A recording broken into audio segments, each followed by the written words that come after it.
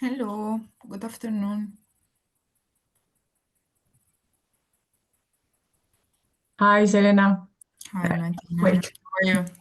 I'm trying to put uh, yeah, the camera as well. Hello. Hi. Good afternoon. Nice time. Yeah, there are many things. Andrea is traveling, so I'm here for this one. Okay. I guess there are more people waiting. I mean, that we should be joining, so we should be waiting. Yeah. Okay. Hello. Hi, Veronica. Yes, the meeting is organized by Inatba, so they should join. Okay. I Okay. see. So while we wait, I will continue writing other stuff, and then I join. I fully No join worries. when. Yes, yes, no worries, no worries.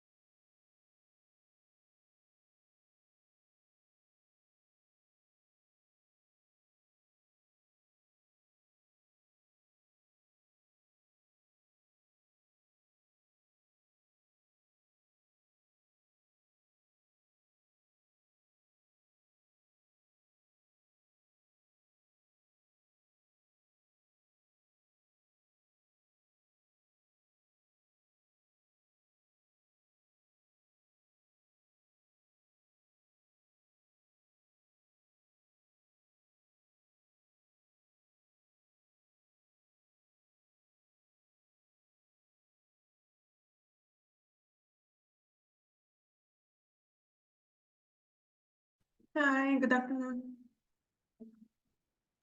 Good afternoon. Hello.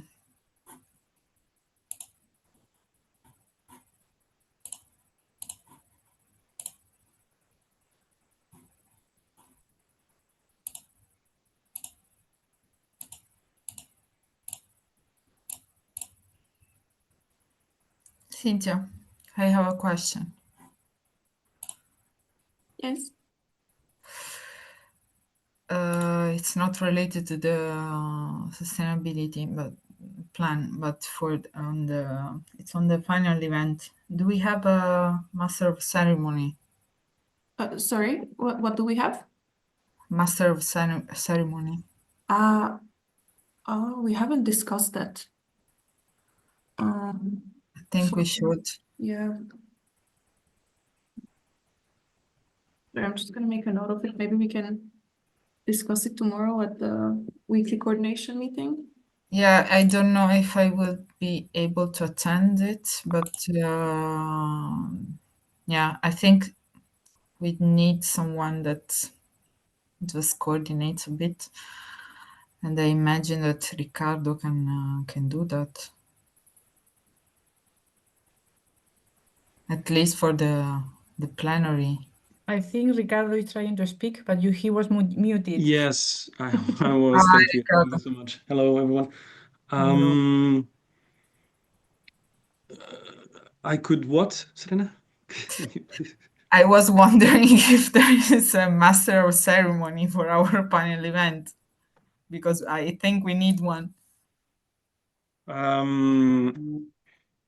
Yeah, let's see if there's so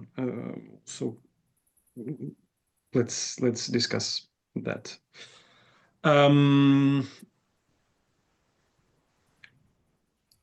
Yeah, let me see. You cannot attend the meeting tomorrow? I have it's at 3, but I don't have the meetings, those meetings, online coordination meetings with C blocks in my calendar because so I don't have that slot. It's always on Friday at 3 because I don't have the invitation. Yeah, really? Because I think I mentioned to Rita that you didn't I have it think the every first time, time and that you ask her, she sends the link, but it's not a recurrent meeting. oh, Cynthia, can you? Yeah, I can resend it. Okay. Oh, but it actually shows that you're here, right?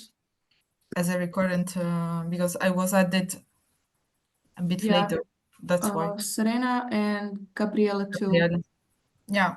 Okay. If you could, you can just send me a private message, and then I will add to my calendar like manually. Okay, Thank you. you're welcome. Okay. Any other questions that are related to the final event? No. Okay. So let's proceed. I didn't manage to have a document like I had on the previous workshops. As I'm passing already to a structuring and focusing on writing the sustainability strategy version 2, because that's the deliverable, right? So what I wanted to share with you today was a backbone of that structure for the deliverable, and some questions that I still have, and I think that we need to align with some other deliverables that are being also developed for month 24. So let me perhaps share that. Where is it?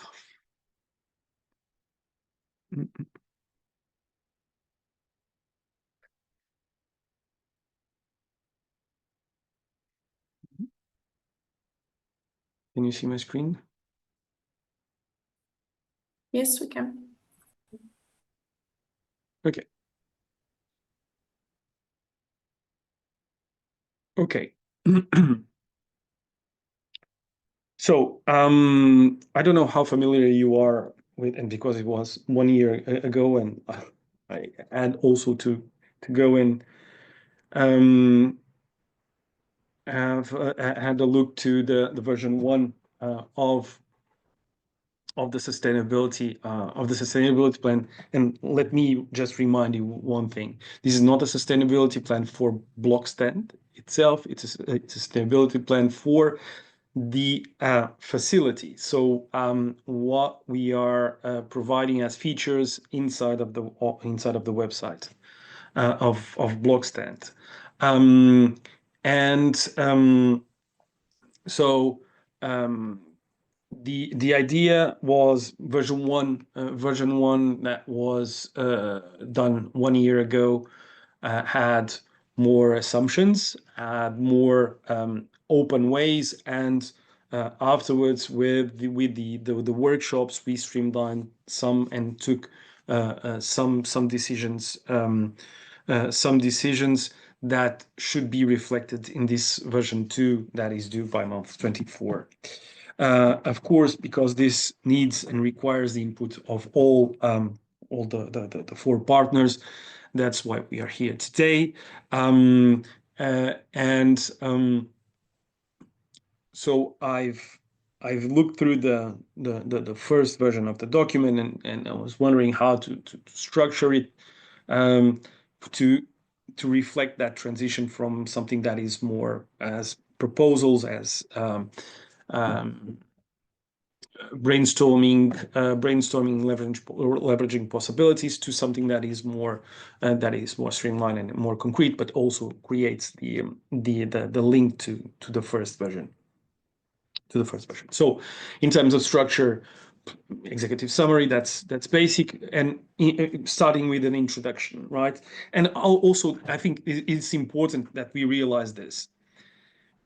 To who are we writing here? This is an internal document. This is an internal document that goes to all the partners, summarizing, of course, the course and the decisions that we took as a group for the post grant continuation of the facility. So as a guiding document, but also as a document that goes to the commission, for eventually understanding what can be done afterwards, or eventually how could they be supportive of that. Not necessarily through a new grant, as we heard that it's something that will be difficult to obtain, but exploring the in a way keeping the features, but also some of the connections that we create throughout these 2 years working on centralization of blockchain and DLT activities.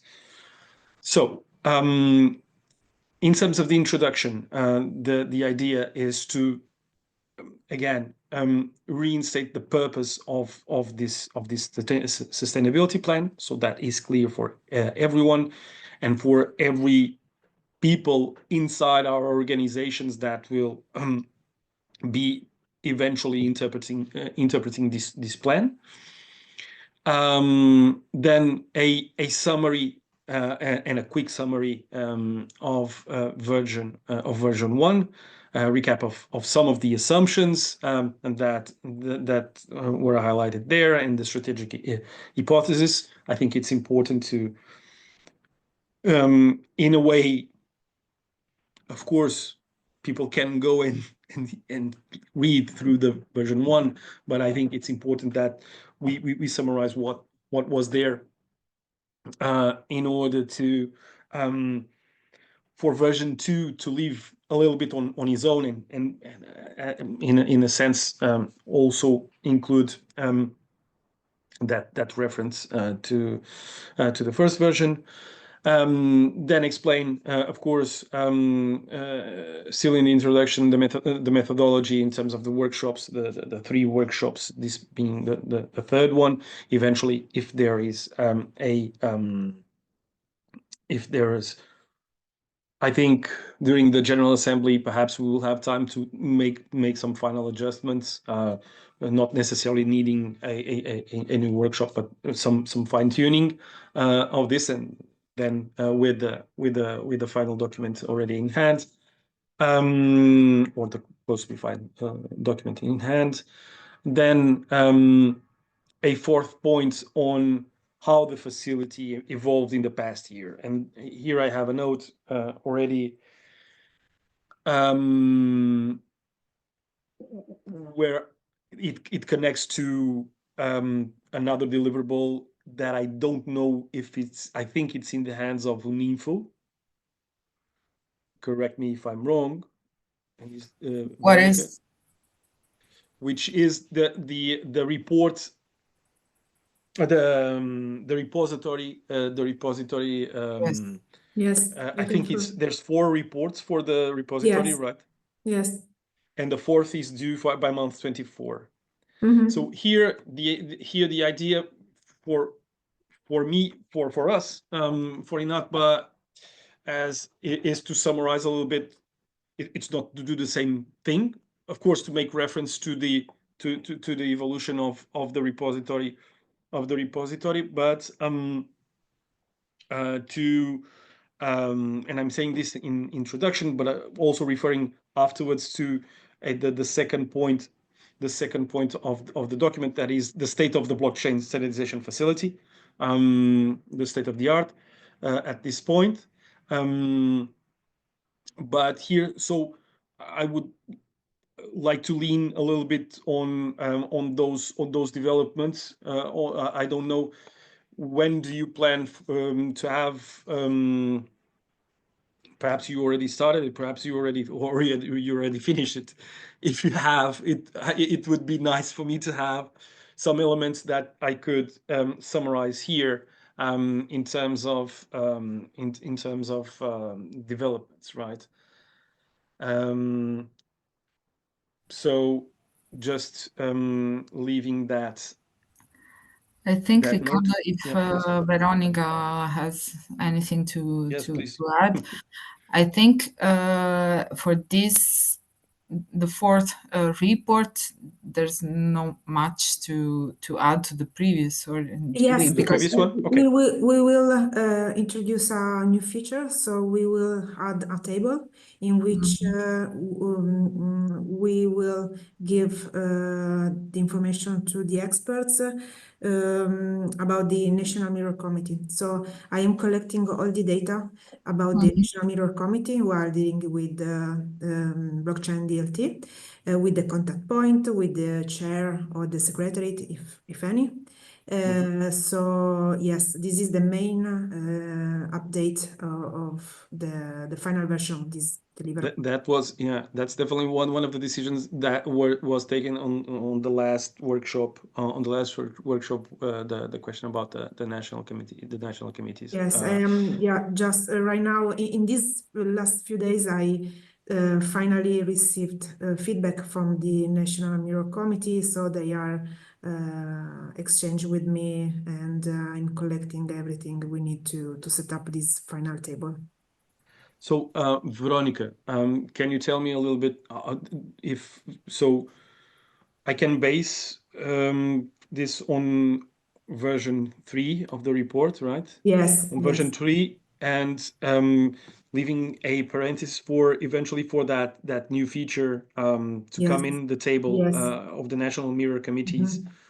Because the last modification we will do just after the conclusion of the project will be to update the table of the standards identified in order to be sure that everything is aligned with the current work programs of the identified technical committees. So I will do as the last action in order That to provide the would it be possible? I don't want to add more work on you, but just the key points of what you just said. So Okay. the table will be added until the table will be added until the end of the of the project, and afterwards there will be a revision of the a final List of revision. standards.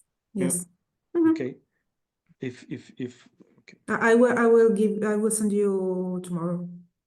That's- Yes, No, okay. just two lines in order to Okay. share with you Final my thoughts. revision. Okay. Okay.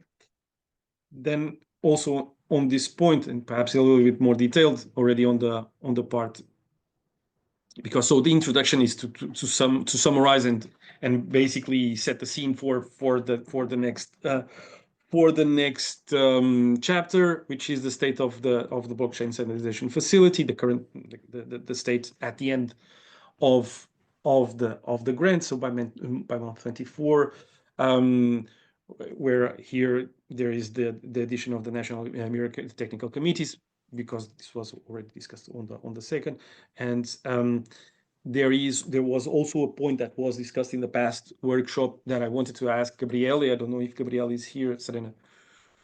No, No, okay. unfortunately, he cannot join because he's busy with another meeting. But if you have any specific question, you can just send an email and then. Yeah. So, do you know eventually if, because on the last workshop we discussed about that about the shared tool functionality, of actually. So the standards and the cards that we have on the repository being able to be shared individually in order to be embedded on LinkedIn posts, on social Yeah, I remember media, the on discussion. blog Yes, posts, I can check with and him. all of that. To be used by experts when they want to make reference to on their documents, on their so I again I remember that we had that he said that he or you've looked into that, Yeah, I think it. but you dropped it because you don't know how if this would have traction. I think we don't know if it will have traction if we cannot try, and if so he proposed to have another look at that. So I wanted to understand Mhm. if he did, and if I there's will some ask. developments there. Yes, I will ask. Okay. So this chapter 2 details and the organization is a little bit so repository of standards and stakeholder forum. Even if the stakeholder forum, I think we already agreed and decided that LinkedIn group to be co-managed by the 4 partners would be the way to go, and reinforcing that part through there would be easier. No, not very, or not at all intensive in terms of resources. And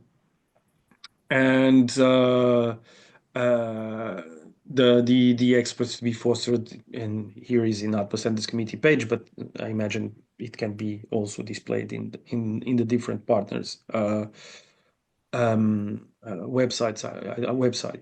I don't have any problems with that. And then a third subsection where we have other features and developments. Some of them that were already mentioned on version 1, but we don't have necessarily any plans, or at least for me, any plans to develop further in terms of features in the facility. Please bear in mind always that I'm referring to the facility, so the website features in the website, on the website. I have a reference here to what we discussed in the workshop, in the second workshop, which was the eventual connection to the Stand ICT mentorship program. And here also I have a comment and a question, is in light of the mentorship program that was intended or proposed to the Commission as to absorb part of the exceeding budget for the expert. How did that unfold, Serena? It was just proposed because so per se the idea was okay for the commission and for ADEA, but since we have very little time, it's actually not possible to go and to go with that. So at the end, it's not. We cannot proceed with that. Okay. Mhm. Okay, so I had that doubt. Here, Can I ask something? Maybe it's very of course. stupid because sorry, No. I was not in the previous workshops. Normally it was Andrea, but today he's busy. There is something maybe I missed as well. Maybe it's very obvious, but for the repository, what is the idea? Because it's in the current project website. So is anyone taking over that? Or you discussed that before, I guess, in other workshops? No. So the question, so it's a very pertinent question. Repository was identified as one of the main features that we want to continue to for that to live on, right? And right now, and this is a situation where currently additions to the repository are under the responsibility and exclusively under the responsibility of Uninfo, basically of Uninfo through the perhaps I'm wrong. I don't know. It's also on the website. Yes. No, but the The deliverables and all that, yes, Uninfo. yes, are Yes. are under Uninfo's responsibility. So how we will keep on updating that part is to be decided in the distribution of some tasks. That is on a later point. Okay, sorry, Here, I was too early then. but no, but we did identify in previous workshops this as being one of the most time-consuming tasks. The question of updating the repository that now is being done, I think, exclusively by Uninfo.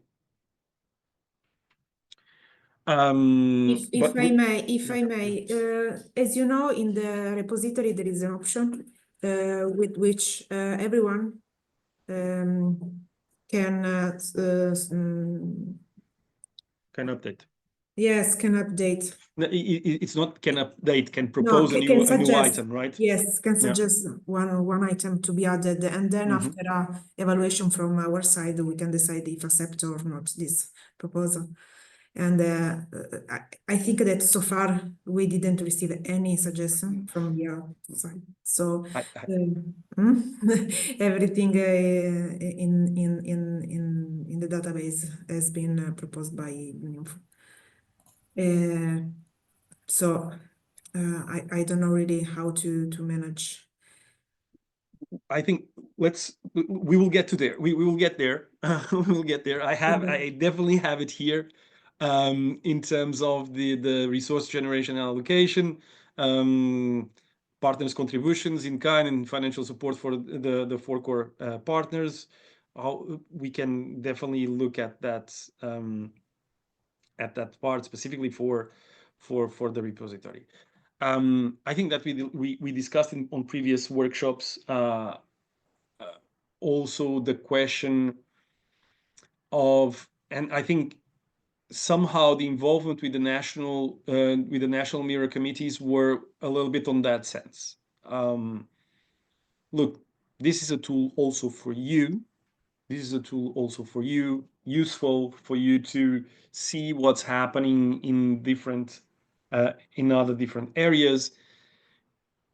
If they have a stronger involvement or they care more about that work than other, please contribute to update this, because this is a handy resource for the advancement of standardization.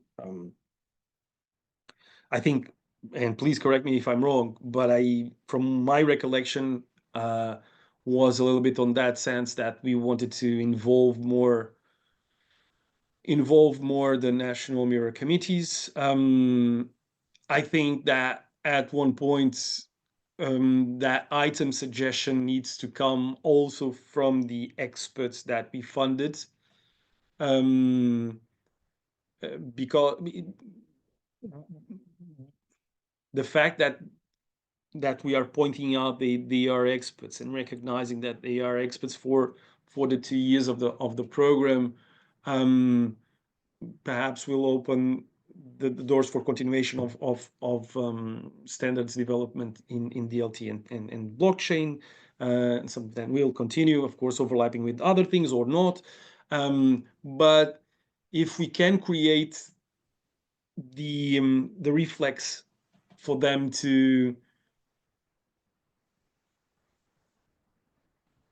understand or perceive the repository as also bringing them visibility and notoriety. So perhaps we need to think on how we could reward the contributor there, or highlight that contribution, right? Because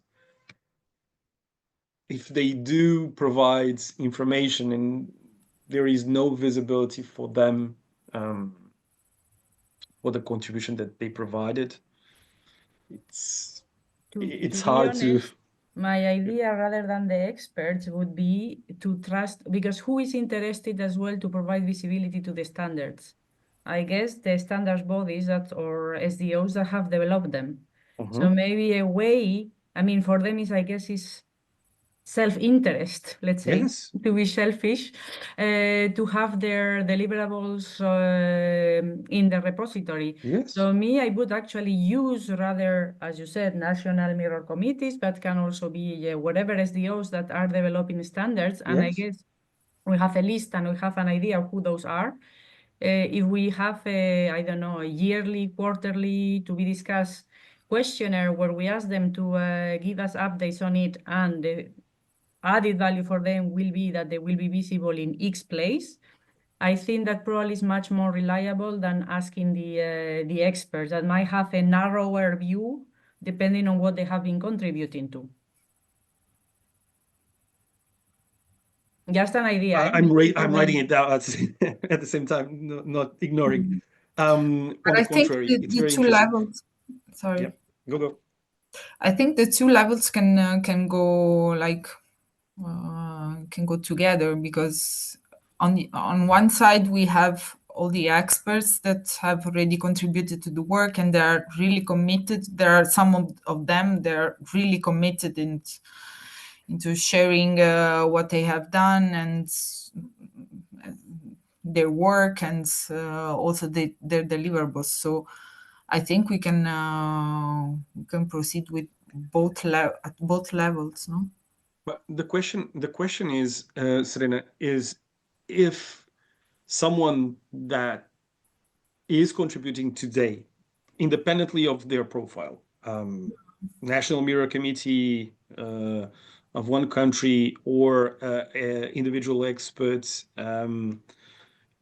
if they submit something to the repository, how are they visible today? How is the I mean, we are 4 partners with many followers on LinkedIn and a little effort on our side on social media. They can be quite useful for them, no? And we are all active in standardization, no, so okay, we have a very targeted like audience. yeah, but so let's think here of the journey, right? Of the journey of the export or the national. They want to publish. They want visibility. They want visibility. They recognize the importance of the repository, the importance of the repository because it's actually consulted by a lot of standardization experts and companies looking for the developments in blockchain and DLT. And they have developed a new standard. Or working closely in an SDO or outside eventually for de facto standards, and they would love to submit something. Okay, and they do submit. They do submit there. How in the repository? I'm not saying that we cannot do afterwards saying, yeah, this boy or girl or this company or this researcher or this national committee has published has submitted this new standard activity in the BlockStand repository. First, I think it's difficult that this will happen. So I'm just saying this from the point of view of INAT. But if we could have a notification, perhaps. But in the repository itself, in the item itself, in the card, right, with the information, where is there the visibility to incentivize people to actually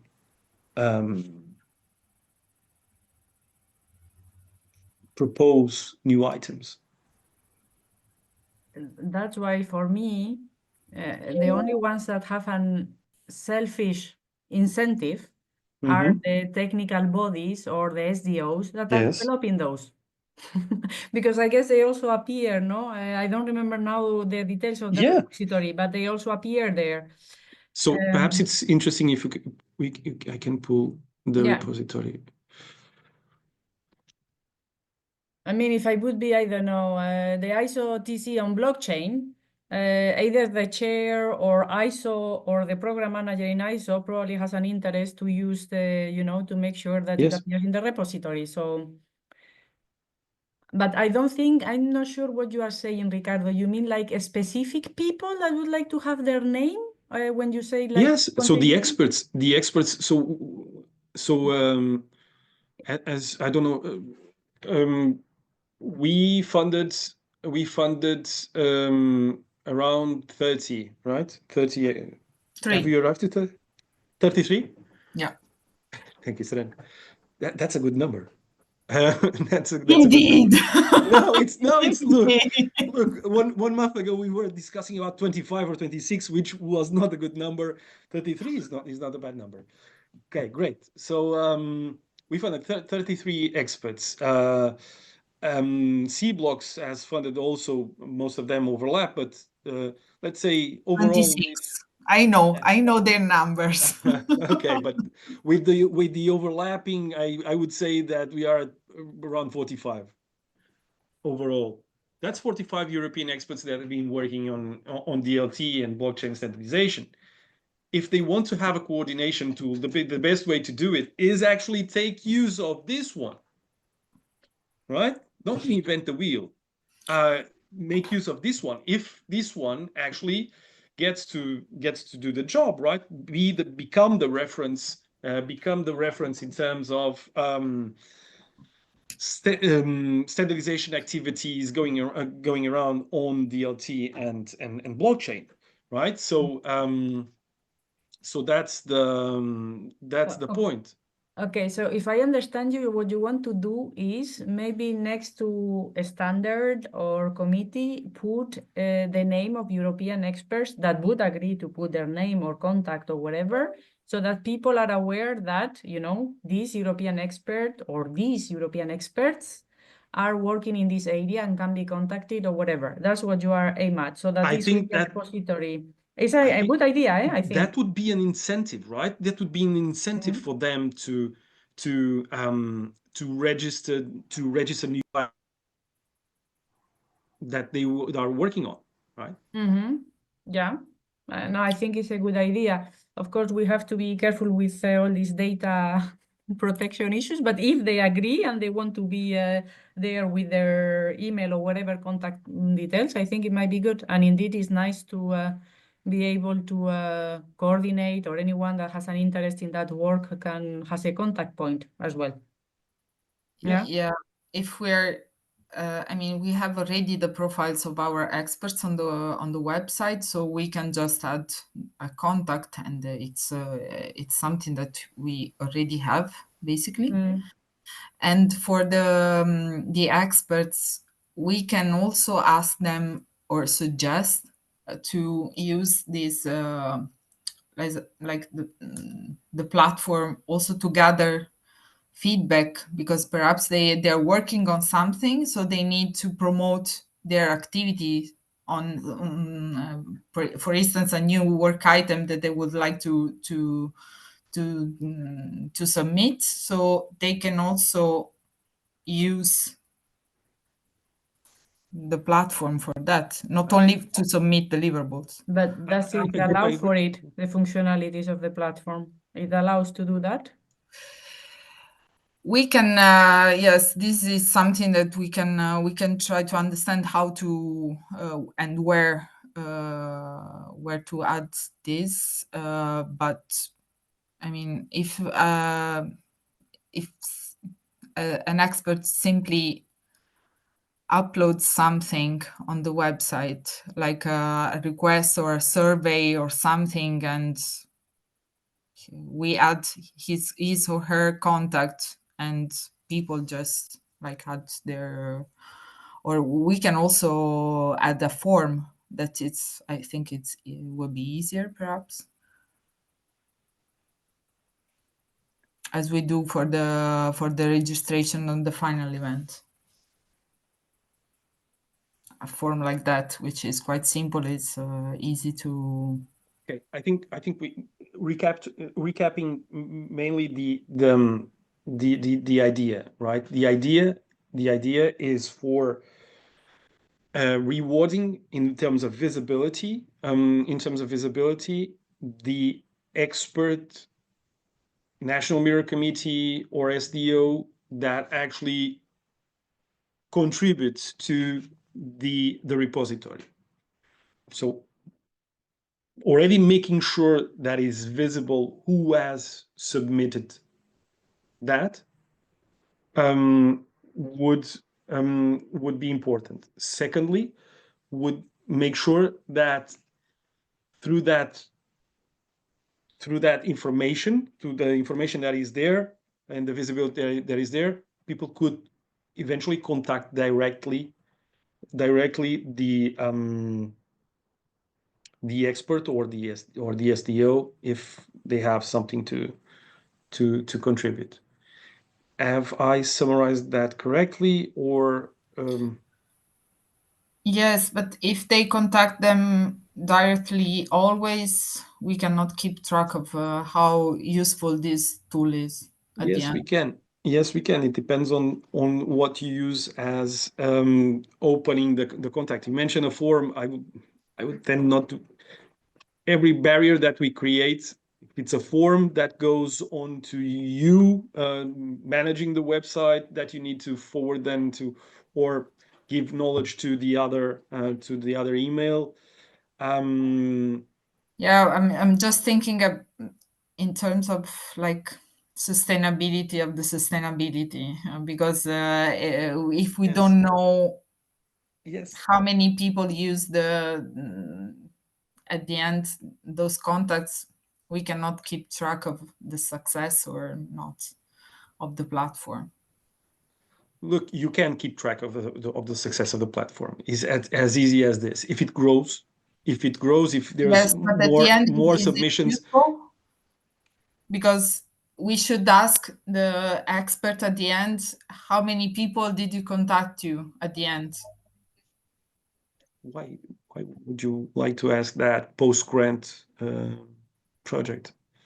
And But to I mean, understand if I agree with Ricardo. I mean, you can measure it in other ways. It's the KPIs you use, but if you can measure how many people come, I guess, to these pages. yeah, So, I Exactly. mean, there are some, and I guess if they start to see there are contacts or whatever, even if you can try to find KPIs that are simple to follow, but give you an indication. I mean, there are some things that indeed that I agree with you. You need to start asking all the contacts if they are contacted, might be a bit more complicated. But if you see Why that would traffic is growing, Yeah. or I don't know, there is maybe a way to see if they look at the contact or if they click on something or something like that.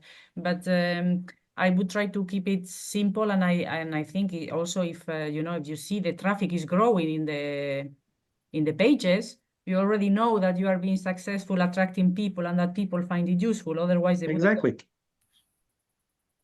And taking on that note, Metin, thank you. Celine, it would be useful for me to have also the data in terms of traction. This is an internal document, so it will not leak anywhere. But I think it's important that we have the traction that currently the repository and the features and the different features have the in visits. terms. Yeah. Everything that is possible to have. Yeah, but we need to submit. We will add those KPIs also in the. No, because we have KPI. So we have general KPIs for the website. Yeah. I would be interested in knowing and providing that information in the internal. No, we have also the KPIs for the facility. For the facility, yeah. Yes. And for the different tools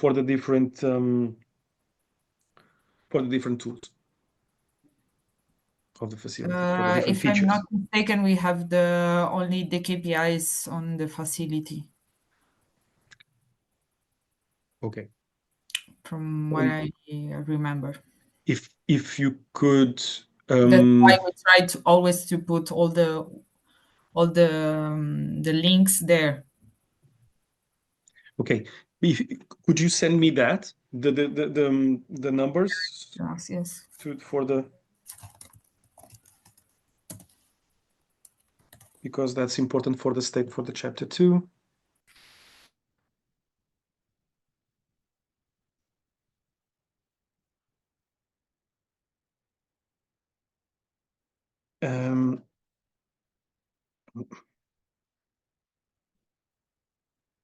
Okay.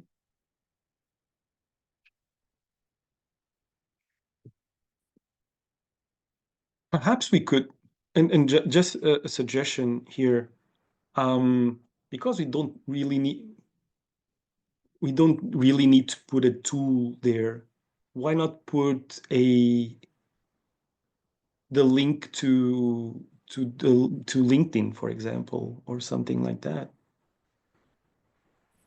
I think we have already the share. No. But the importance would be to have it on the item, to have it on the item that he proposed, right? Yeah, sure. So when someone would be submitting something, to be able to provide the LinkedIn profile, his LinkedIn profile. Yeah. And if providing the LinkedIn profile, you need to make sure that the field sustains that actually you don't need to correct afterwards manually the right link to LinkedIn to the LinkedIn profile. It could be a way to ensure the connectivity part and the visibility part.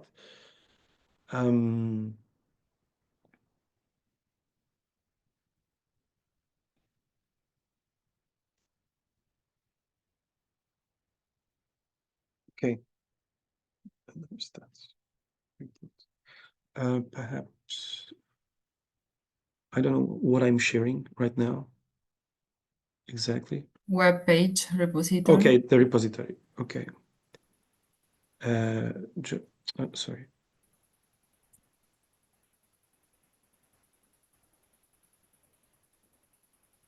So just to be clear, the idea would be to have people submitting this kind of cards with standardization activities and them being displayed somehow here. And if we add this to the possibility of individually taking one of these cards and embedded somewhere, social media, working document, whatever, but this card should be branded a little bit with the BlockStand logo, which I'm looking at now. That there is no identifier of source. If we would take this information, even now with the print screen or something like that, there is no BlockStand identifier.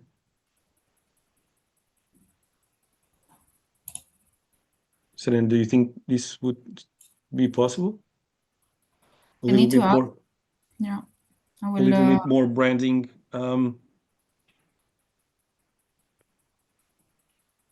Yeah. But both for these cards of the repository and for the new feature, if we can. For the ones that would be shared, to have, because if we want to create awareness and authority for the repository, it needs to identify from where it comes. Of course, visually and in terms of connectivity through the link, right?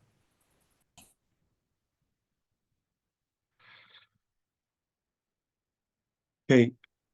Of course, we need to be clear that we are not the source of the standard. So just to clarify that we are providing the card, but not. Yes. Or perhaps a reference to the logo of BlockStand with the denomination repository of blockchain standardization or something like that. Yeah, this card is from the repository, from something like that. So it is clear that there is a repository. It's also a good message because it's clear there is a repository where it comes and that it's a repository of cards and not of content of. Exactly.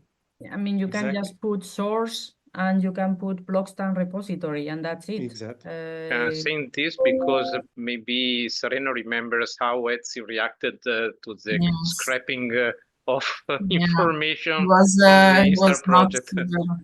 super Highly nice. illegal, he said. Yes.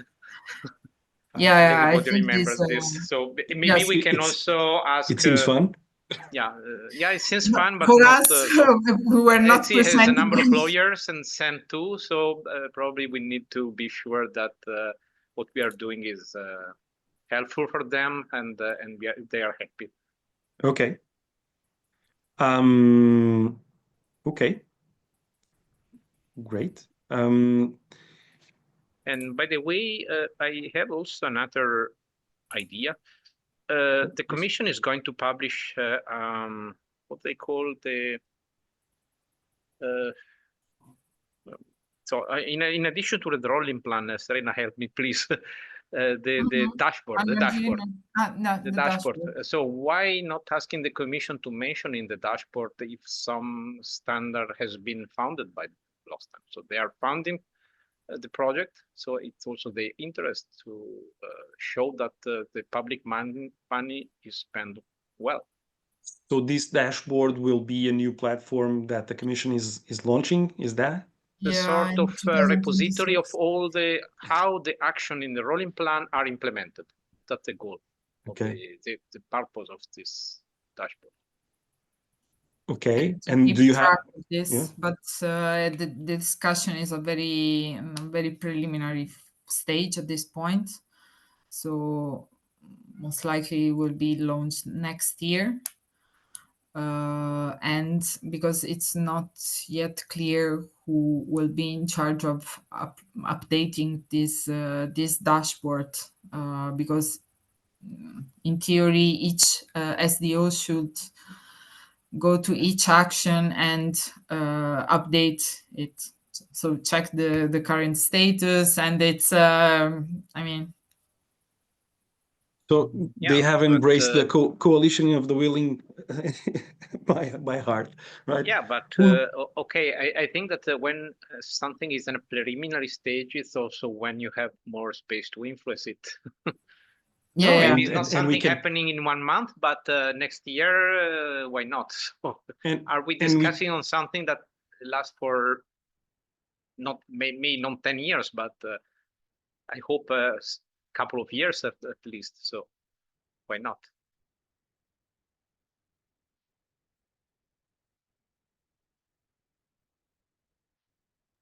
Thank you, Andrea. That's I think that's a good idea for an action that comes necessarily post grant.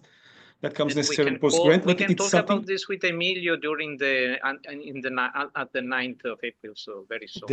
Definitely, yeah. But I think I think again for this to be for the repository, and I think we all agree that it's the it's the main feature of the facility, the one that can definitely spark a lot of interest, but it needs to be placed strategically, and it's the one that also needs a little bit more resources if we want to keep it updated and good ideas like the one that you suggested.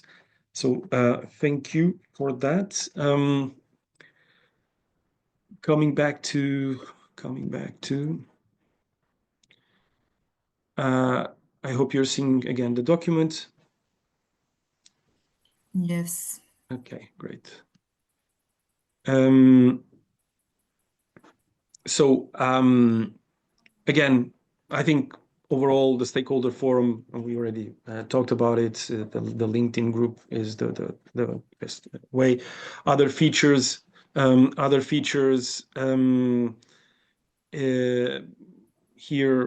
the mentorship program, and what we discussed also in the past workshop which is the possibility of moving the Joining Forces for Standardization event that is INATPA's annual event co-hosted with the European Commission on blockchain standardization to that is currently in December, but to April-June, to the period of April-June, to align with the leveraging insights for insights and contributions for the rolling plan.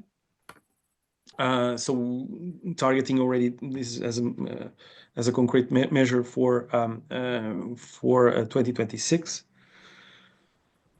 And of course, and you can even send me afterwards if you have other ideas. I'm just mentioning the ones that came forward in the past workshops. Then a chapter on assessment of the ecosystem. I think even then in the version 1, blockchain standardization landscape in Europe was a little bit different. We had a different commission, now new commission, new priorities, and I think there are things that perhaps would be useful to summarize here. If there are new players, if there and the context of that situation. So basically, summarizing that, if there are also some stakeholder needs and motivation barriers, and also in the sense of the priority to simplification, not deregulation, but simplification and the omnibus, and that I think it would be interesting to have some assessment of the ecosystem, some fresh assessment, or at least current assessment of the ecosystem in Europe. Here also, if we could have some insights from the edict, from the EPSI edict transition, that would be great. When it's happening? I don't know. When? Cynthia, has Alberto Lopes confirmed already for No, the he 9th? hasn't. Okay, so. But the deadline for them is in April, right? I'm always super. It's April. It's end of April. End of April. 25th, I think, of April. So afterwards, so refining the value proposition, we discussed previously also in the as value pillars the intention to have continue increased contributions to the rolling plan, and that, and of course I think we could include something that we've been discussing in terms of the final event, which is the gender balance. Even if on the call today, I think Andrea and me are basically the unbalanced gender, but the question of women in ICT standardization, that I think we should carry also as a pillar. Somehow, here just an idea. I don't know if you agree with that, if you see Sure. merit, and how could we actually transform that value or that pillar onto one or two concrete actions, besides, of course, mentioning on an event or something like that. Something cheap, please. Maybe, of course, I agree. I cannot say the contrary. But maybe something simple we can do as well is maybe highlight contributions from female experts or something like that. I mean, there will be a LinkedIn group. Mm-hmm. So maybe something kind of easy. We could, is the first thing it came to my mind that maybe we can do, maybe highlight female experts' contributions to standardization in this area through the forum, that is the LinkedIn group, maybe. That's something very simple that we can do, apart from what you said about events and things like that. But I think we would already do that, right? In the sense of, in terms of course, we can, for every expert, former expert of BlockStand, if of course they post something on the development, trying to repost that through and engage with the post and highlight it.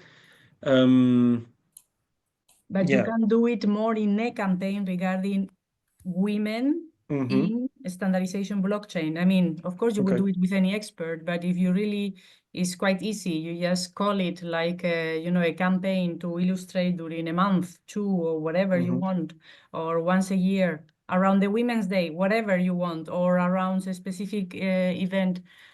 You do it more like a campaign. That shouldn't be very resource intensive because you do it through social media, etc.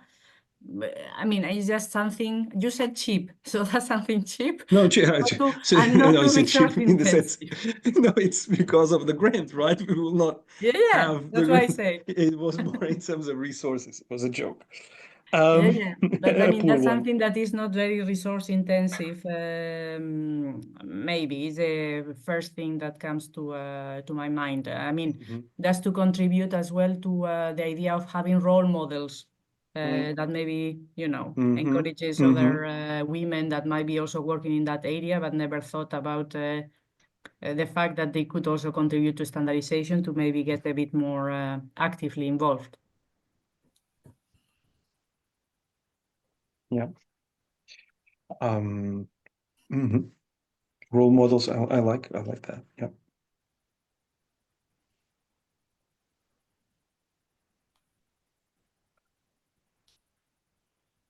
And we have very good ones. Blaine Suarez, for example. Okay. Okay. Moving on. Then the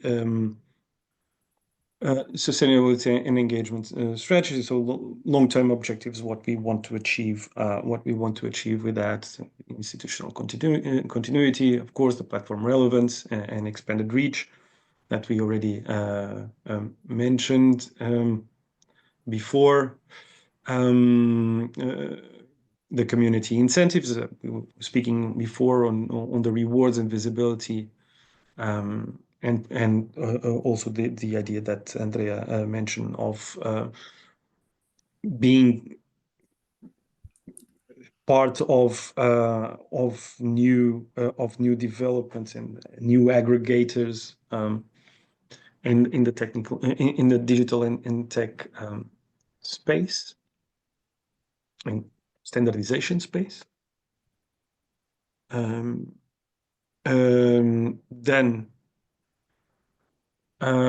having a sixth chapter on the resource generation and allocation, and we've discussed this previously. So, and even on the just coming back because I forgot something here on the sustainability and engagement strategy. So I think there was an important decision that was taken on the last workshop that this is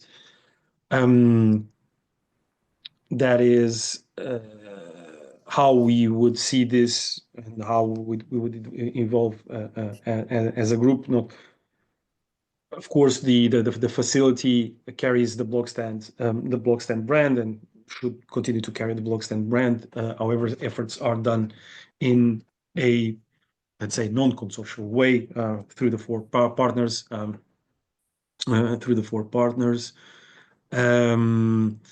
And with the possibility of adding, and that's what the point that I skipped, 5.3 strategic partnerships, where we decided on the last workshop that this would be a selective openness to strategic partnerships post month 24, and thinking here of other consortiums. We mentioned already the mentorship program of Stand ICT eventually, or also eventually, I don't know, with C blocks or not.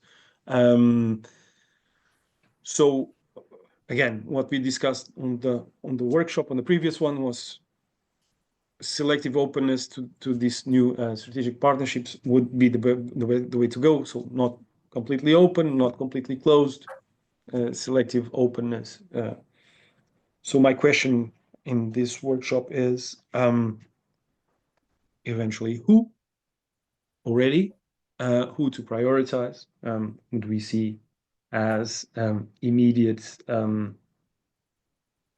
possible fit, and if this would require, how would this require, and this relates also to a little bit to the governance considerations. How would that selection happen or would take place in the future, right? In the post month 24. So opening the floor here, if one wants to start. First question: immediate candidates for new strategic partnerships. I'm guessing the EDIC. I don't know if you agree. Yeah, sure. I'm not seeing. Yes. No. See, no, but it's. Can you hear me at least? Yes. Okay, because there's something wrong with my Zoom now. Also, the research and innovation community. So all the people that we have already. Can we be more specific here, because we are speaking about strategic partnerships, and that's a profile, right? The research and industry community, it's a profile. Yeah. In the research. Yes, I was continuing. Okay. So all the people that we have already reached out to for the questionnaire that we have launched October 2023 through their affiliations, because there were like some other projects such as Trace for EU. Mm-hmm. So I think this is already there are already some stakeholders there. Okay. Also the affiliations of the EMB members, perhaps, if they agree. Okay. Who would you say are the most active? I know InfraChain is not, right? No, InfraChain is not there. I don't remember by heart their affiliations, but there is Nacho for sure. So Nacho affiliation is to his company, and is to his company. So. But we have also many companies for the experts. Some research institutions, universities of the experts. So Serena, so perhaps let's come back to the idea and the notion of strategic partnerships in this sense. It shouldn't be the stakeholder landscape that we have. It's when I'm speaking here on the strategy, and as we decide to be selective on the partnerships, on those strategic partnerships, I was thinking, and of course this can be molded, but strategic partnerships, I see partners that can come in, and eventually, when we will speak after month 24, perhaps not every 2 weeks, but from in a certain in appropriate cadency, that could be at the table with us, right? That could be in the call with us and saying, look, let's how to push the repository further. That could be how to be contributing to the facility, right? In a way that can be with us. We can, I so don't know if it's feasible, but we can ask ISO 307 since we have already this partnership for the final event. I mean, I was partnership. thinking more than single technical committees that do not have any kind of power to sign everything to go directly to the SDO. So Senelec, ETSI, and blah, blah, blah, blah. And the other ones like W3C, etc., etc.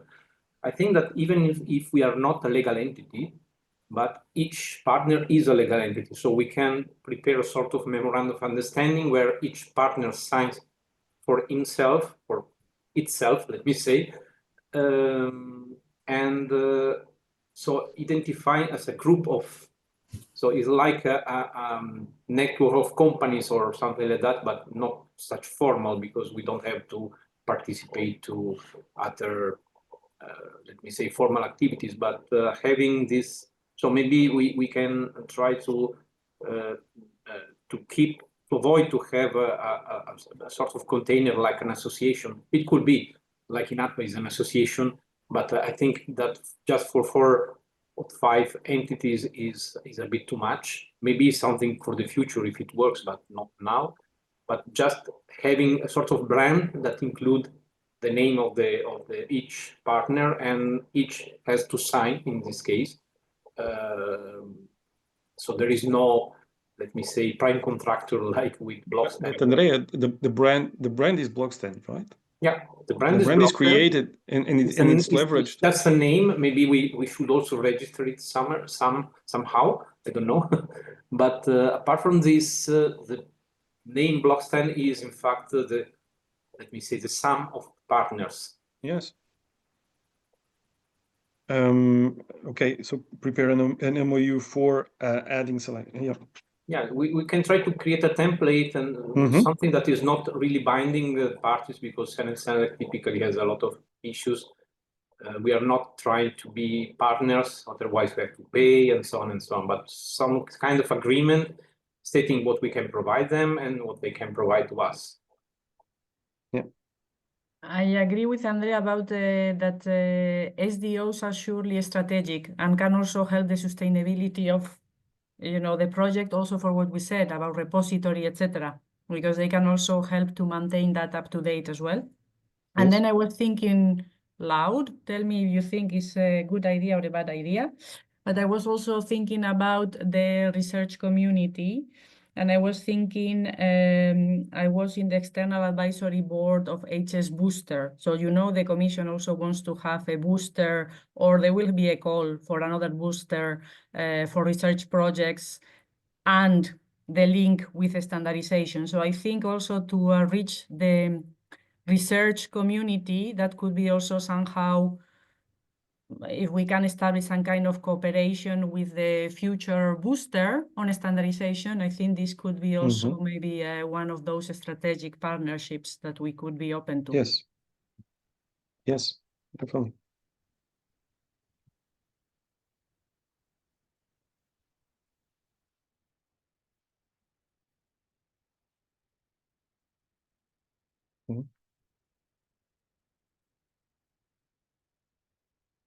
So to summarize, SDOs, looking, of course, carefully into the Trace4EU, eventually partners that were involved in the EMB, but fundamentally SDOs, and being on the lookout for new major initiatives like HS Booster on a standardization I don't know how it will consortium. be called, but there will be a booster for standardization for research projects. I don't know how it will be called in the future because this project finishes now, but I'm sure there will be another call for the Commission to continue. So let's say the future standardization booster that will be in the future standardization. yeah. Yeah, but definitely maintaining those doors open. And on the third point, so we identified who and how by creating an MOU that we can, of course, send and propose to this individually. So from the but I would say acceptance. How would we define that? For example, in principle, let's say.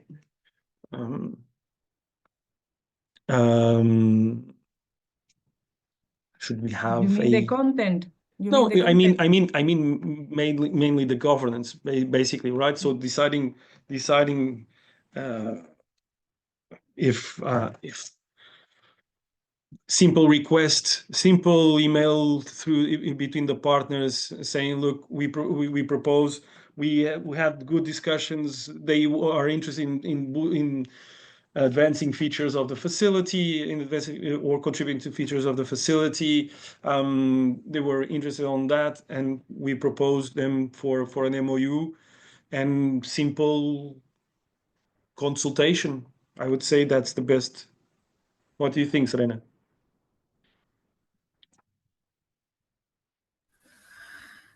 Yes, we can definitely draft an MOU, and yeah, we can do. We had already a stakeholder mapping. From that, we can. I think we can start like identifying like these kind of partners that we are discussing now.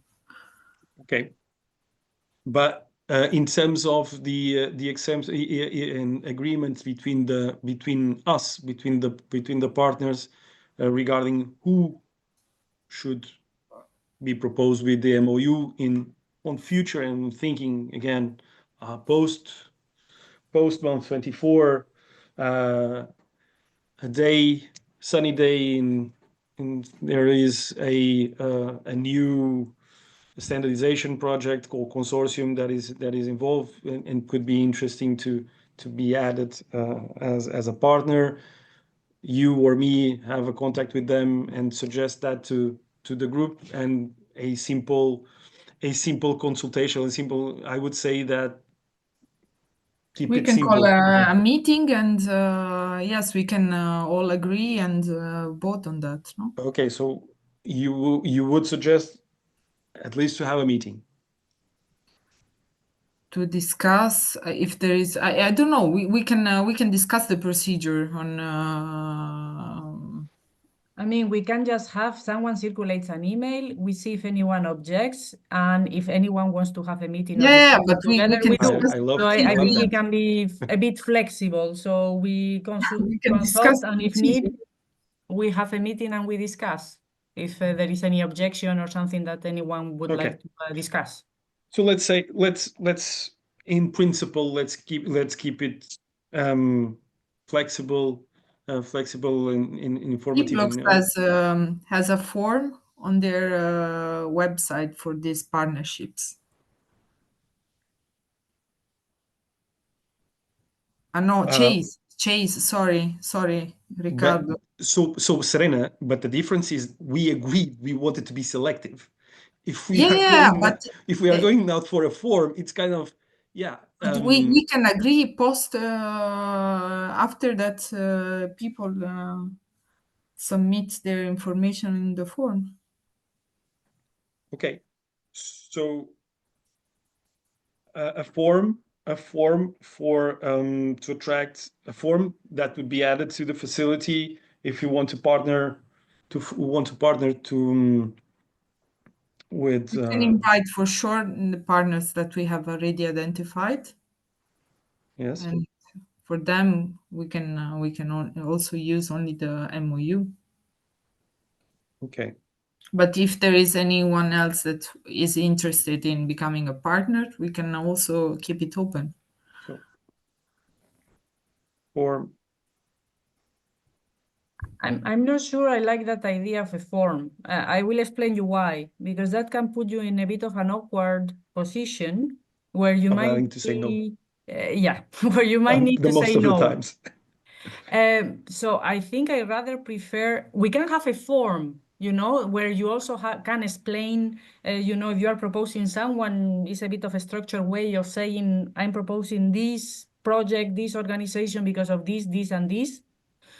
But I'm not sure I would make public a form because I think it can put us in some kind of an awkward position of, you know, as it was said by Ricardo saying no to people, which is not a very nice. So usually a form, already the robots and all of that, but that can be tackled. But you'll get things that are not that interesting, and you need immediately to say no, and can be time consuming in that sense. I think if we evolve in this space in the ICT standardization as for partners that are aware of this space, we are aware of things and we can bring them forward, right? At one point, saying, look, we are also involved in BlockStand, which the facility has the reference repository for DLT standardization activities. I think you would be perfect for this. It makes sense that perhaps an MOU could be established. And if we have that idea, and if it clicks, come back to the partner saying, look, I met with this, they are doing this, and I think this would be an interesting add to the to BlockStand as a strategic partner. When I look at selective openness to strategic partners, this is what I think. A form is more, yeah, keep it coming, and we will add you to that and have a list of logos on the website, enormous, most as we can get. So I don't know, again, but perhaps I'm wrong. That's why we are 4 here. What do you prefer? Because Personally, I prefer your approach. It's also my approach, especially we are talking about strategic partnerships. Personally, but as I said, I'm just one as well. So happy to hear that's the 2 others. with me. Well, yeah, but me myself, I'm one. Who is who? Veronica.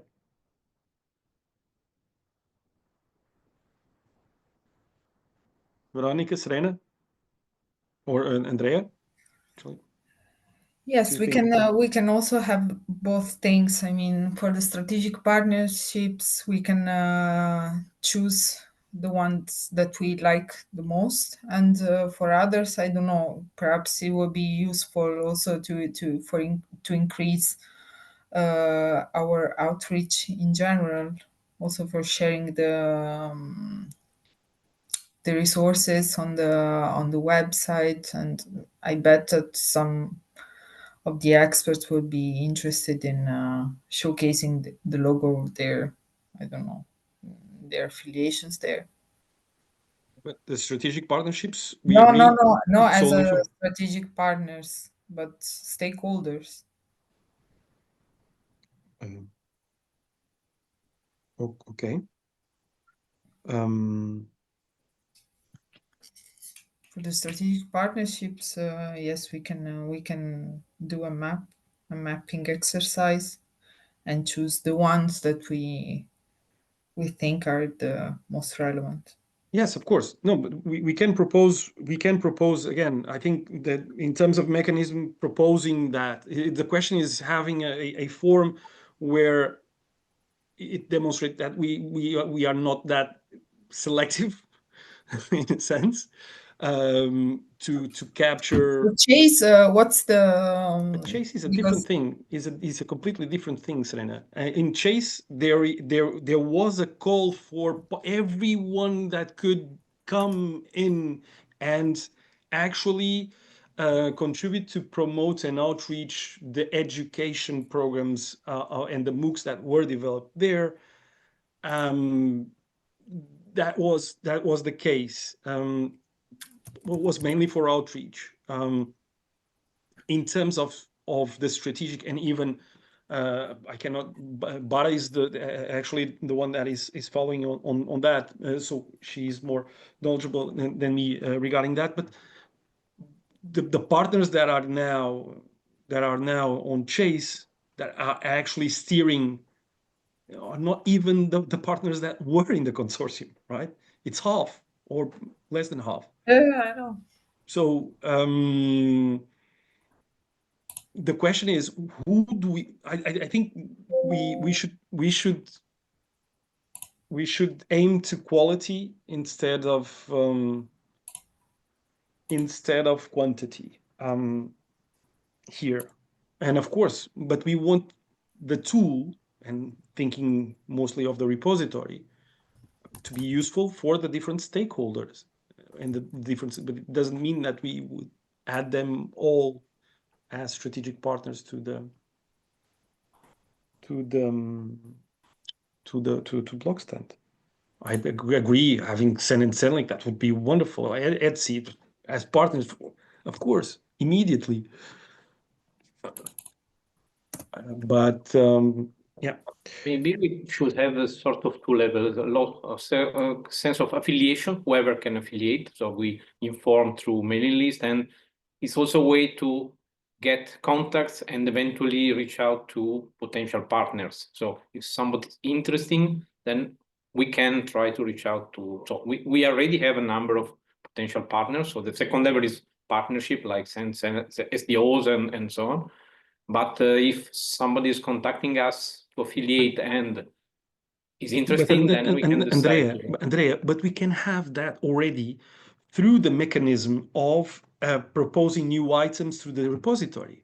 If we have, because we see if there is someone or some organization that is actually loading important developments in blockchain DLT standardization,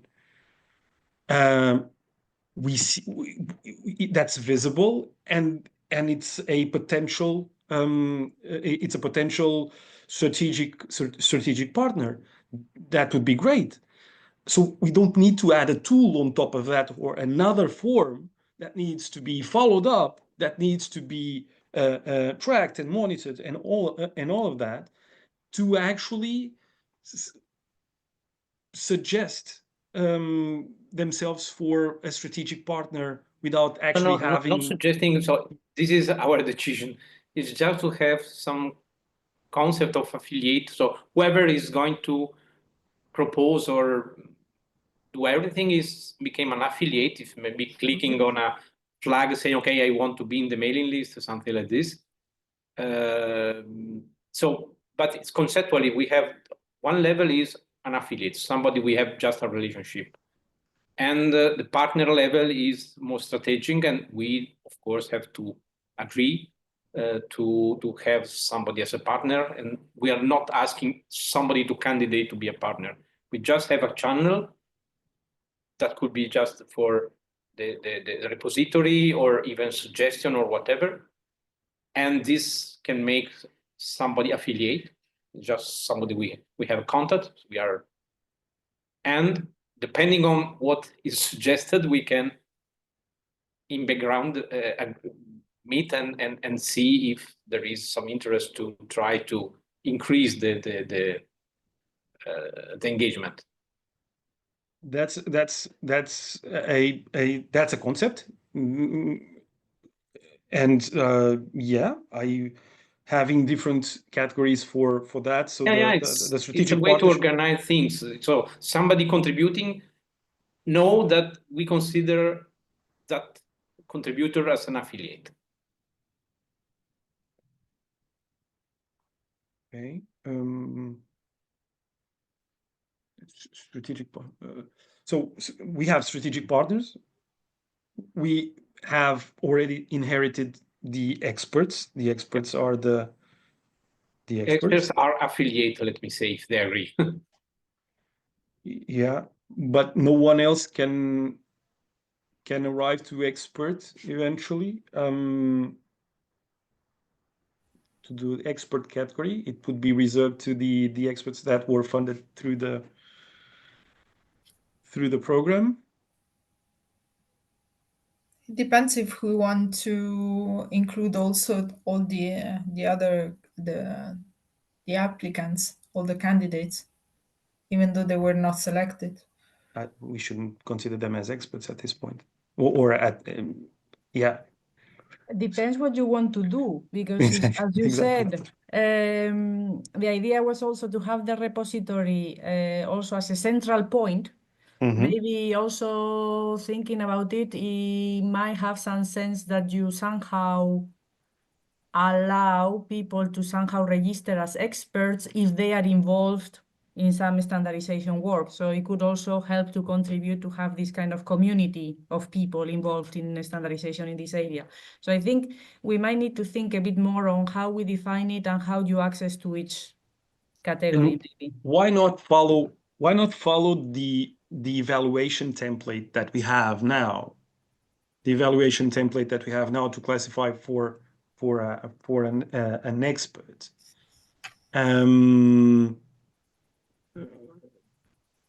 To eventually to have them being in a way classified. So they will be kind As a- of vetted experts by the block, I mean, by the project. No, Or it's like protecting this label of BlockStand expert, right? Of BlockStand expert, and We can use the term community. It's a bit broader, and of course we should agree with those candidates if they want to be part of this, like involved in some activities, and perhaps it would be useful for them also to gain a bit more experience in standardization, because most of them, they were not selected because they were not enough experienced. Yes. What if we manage to create a way to have the test, the evaluation test in the facility, and for those that would not pass, we would refer them to the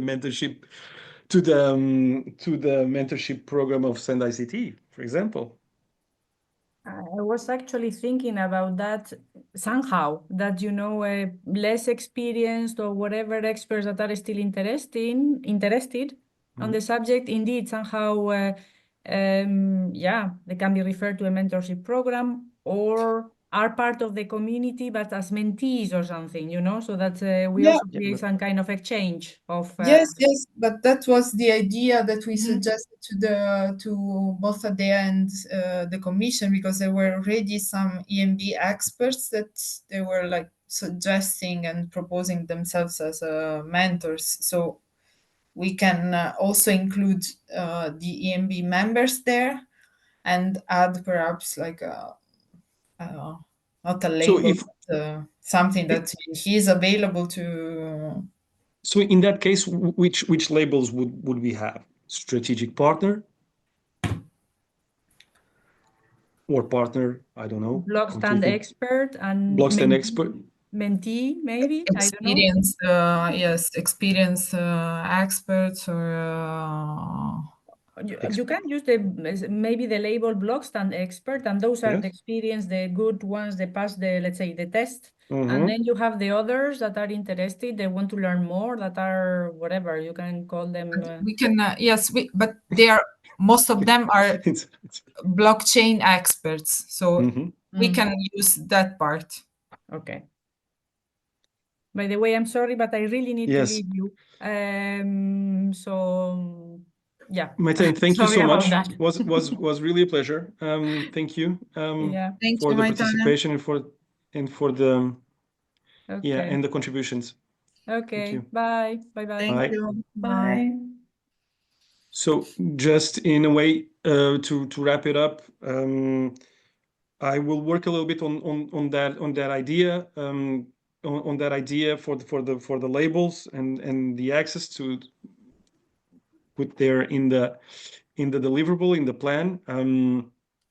And we will be I will be sending you this be sending this in, I think, in 1 week, 2 weeks, in order to so that this is finalized in time. I think using blockchain experts and blockchain standardization experts is a good trick. Okay. Yeah, another point we can mention to SDOs, typically when there is a new activity, especially when there is a founded activity, sometimes SDOs struggle to find the experts on topics. So we can, of course, not select experts on their behalf. This is not our role, but we can promise to promote whenever there is a standardization activities related to blockchain, then we can help them to reach out to experts so that they get more experts to select for this. So typically, SEN has project teams, ETSI has STFs, and this happens typically at the national standardization body level for SEN and SENLEC. And typically they publish on their website the call, and if they are not aware of this call, typically they do not apply. So we can help them to reach out to more experts and make their selection more effective. I think Okay. into this because just today ISMEA published 2 calls for the EOD wallet, and that probably have also some relationship for us. So there will be sooner or later, after June, there will be selections for experts to participate, and this Okay. is Who published? Andrea? ISMEA is the European agency that found the ESOs. Okay. Okay. Okay. Great. I don't know if there is anything else that you wanted to say or to propose. No. Just so you know, on the last point, I had the governance considerations. I think again, I will keep it light. I think that's the best way to move forward effectively. And of course, the DAO proposal that was on the version 1, it's not yet, let's say, completely tuned, so that could be eventually an option. Okay. In that case, thank you so much again for your time, for your ideas, for your contribution, and for your attention. Thank you. And Thank you. have a lovely rest Have of a nice the evening. day. Bye. Bye. Thank you. Bye. Bye.